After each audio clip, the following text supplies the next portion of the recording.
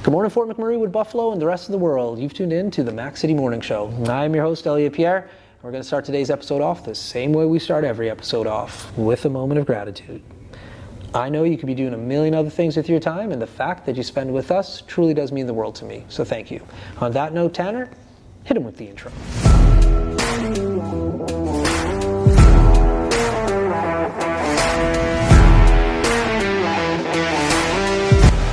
How's it going, you guys? It's Jake White, JJW, coming at you from Norrell Toyota in Fort McMurray. Just wanted to say hi and come on down and check the place out. Hi, my name's Richard. I'm the service manager here at Norrell Toyota.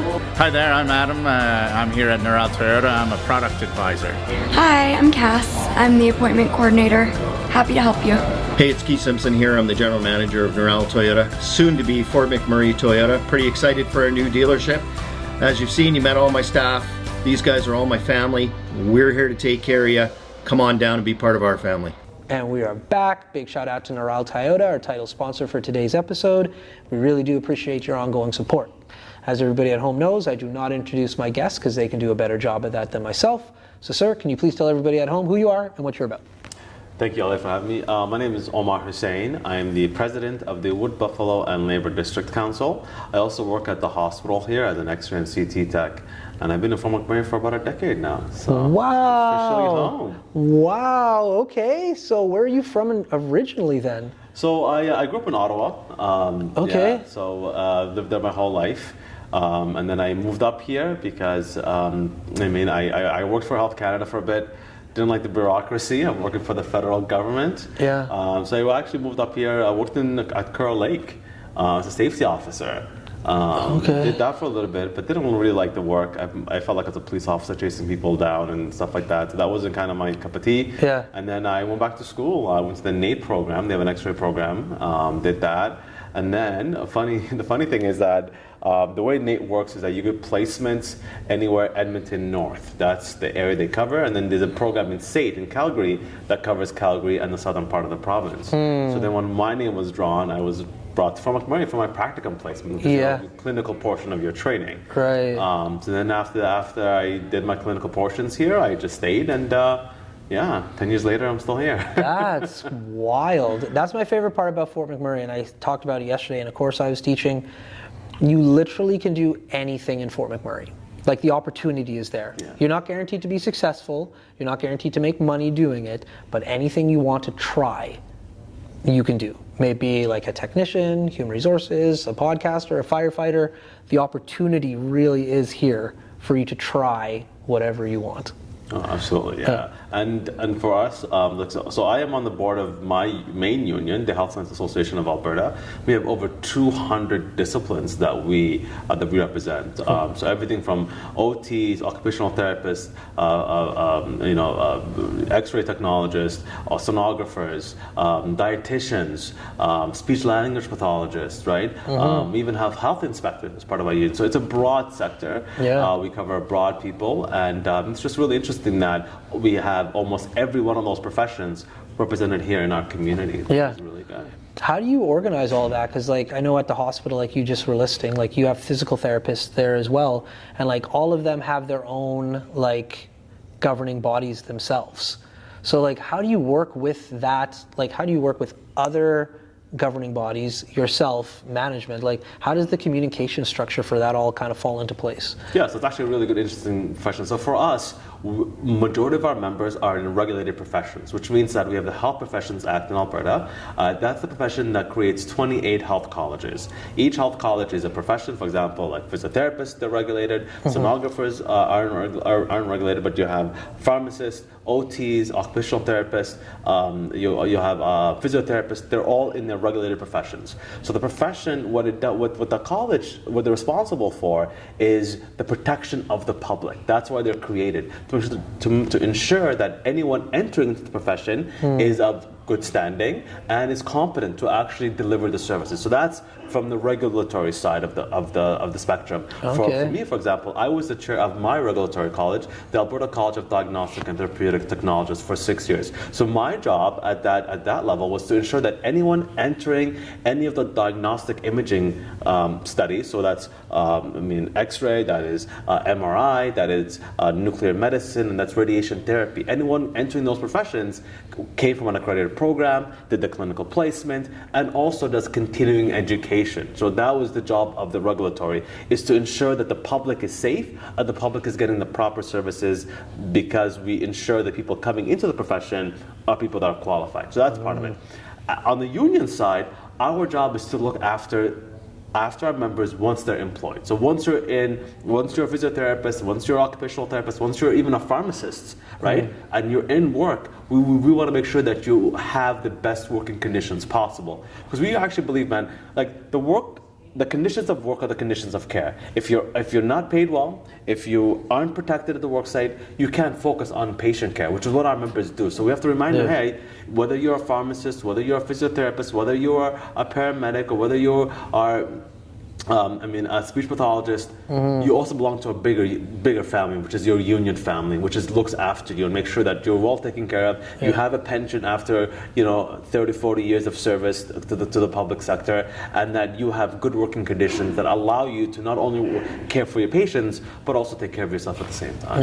Yeah. Man, that was a great explanation. For anybody at home, like, I've never heard an explanation of that, like, especially like the colleges and how they fit into the whole thing. That was fantastic. Exactly. So, listen, I have a question for you, and best of luck answering this one.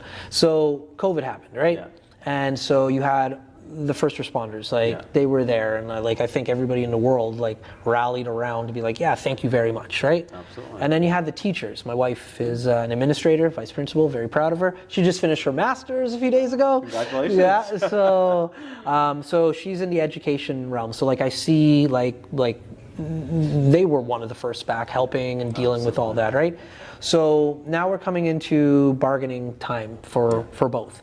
And in my head, I'm just the population, I, as a citizen of the world, saw what happened and saw you guys day in, day out there. Yeah. So in my head, I'm assuming that you guys have a lot of public support. But as I'm talking with you guys a little bit today, maybe not as much as I thought. What do you think that's about?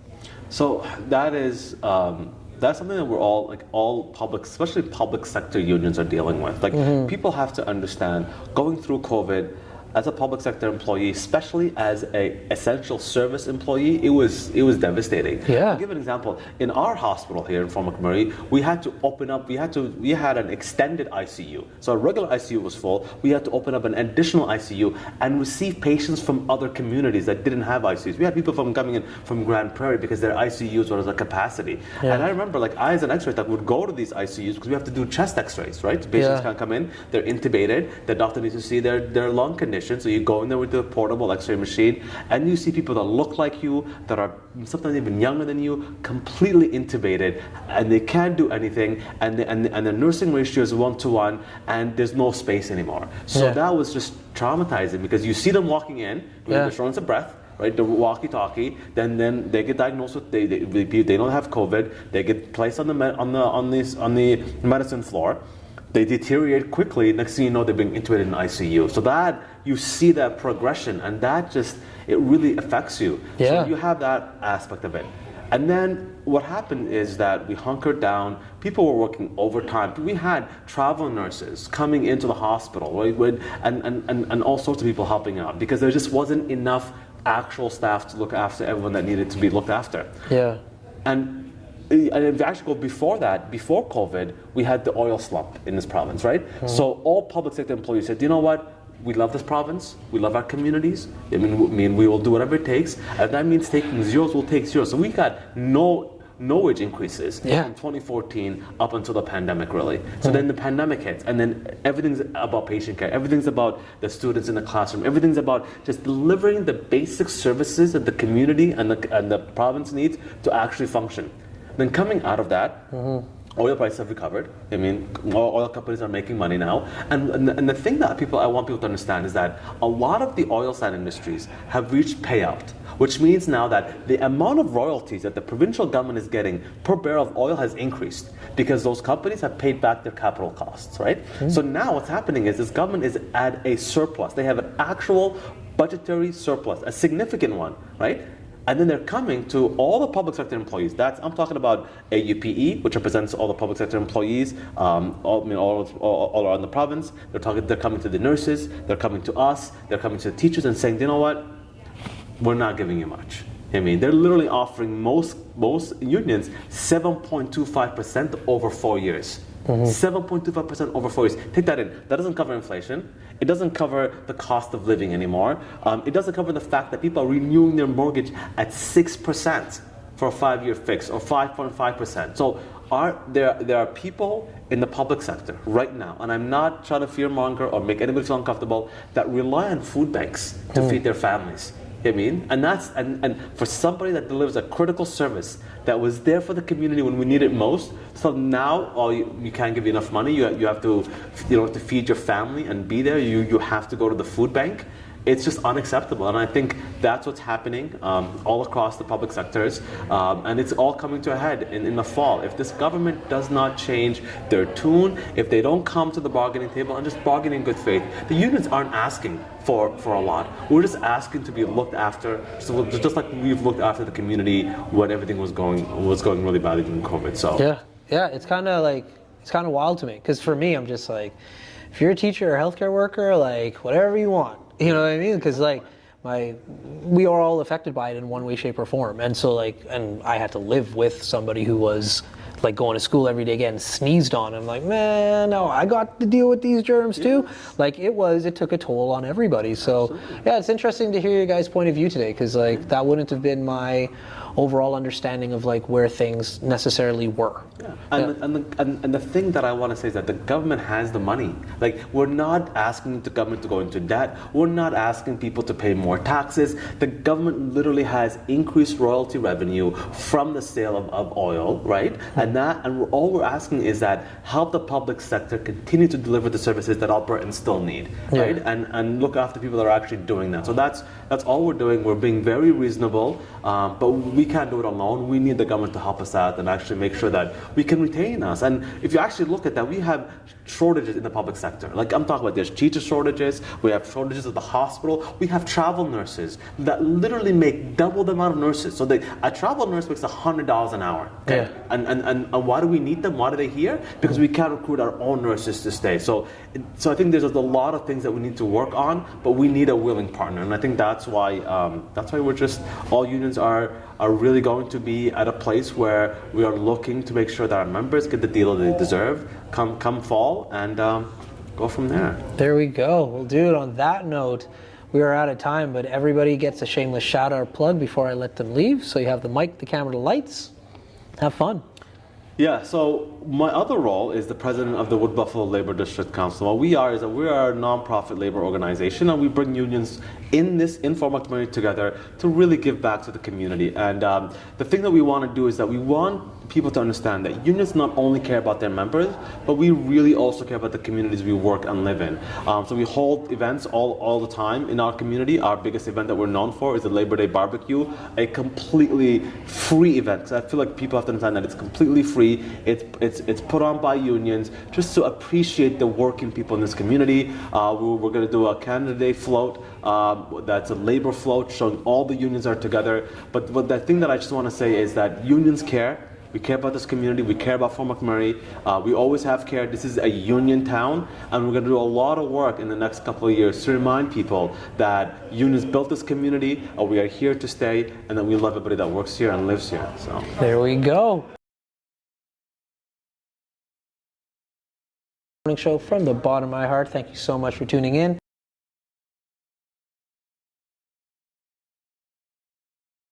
We'll see you tomorrow. Peace. That was excellent, man.